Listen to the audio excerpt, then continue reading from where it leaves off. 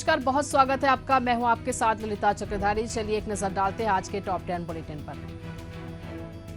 छत्तीसगढ़ में आरक्षक भर्ती पर लगी रोक हटी, सिर्फ शहीद पुलिसकर्मी के बच्चों को मिलेगी छूट। हाईकोर्ट ने दिए प्रक्रिया जारी रखने के निर्देश।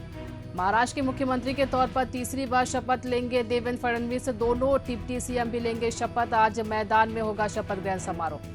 झारखंड के सीएम हेमंत सोरेन कैबिनेट का विस्तार। आज राजभवन के अशोक उद्यान में होगा कार्यक्रम। मंत्रियों का होगा शपथ ग्रहण। प्रियंका गांधी ने की अमित शाह से मुलाकात। बोली, राजनीति से ऊपर उठकर वायनाड लैंडस्लाइड के पीड़ितों की मदद करें। वहां के लोग पूरी तरह से बर्बाद हो गए।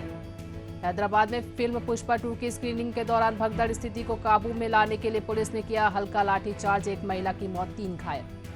सलमान की शूटिंग में घुसा संदिग्ध युवक, क्रू को लॉरेंस बिश्नोई के नाम की धमकी दी। पुलिस ने हिरासत में लिया।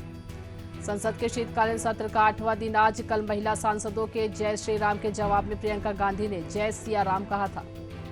प्रोबा 3 मिशन की लॉन्चिंग आज। तकनीकी दिक्कत आने से इसरो ने एक दिन टाला था मिशन। इसके जरिए सूर्य की स्टडी की जाएगी। पंजाब के पुलिस थाने में ग्रेनेड धमाका, थाने की खिड़कियां टूटी, गेट बंद किया। किसी के हताहत होने की खबर नहीं। जम्मू कश्मीर के किश्तवाड़ जिले में खाई में गिरा वाहन, 2 की मौत, 10 घायल।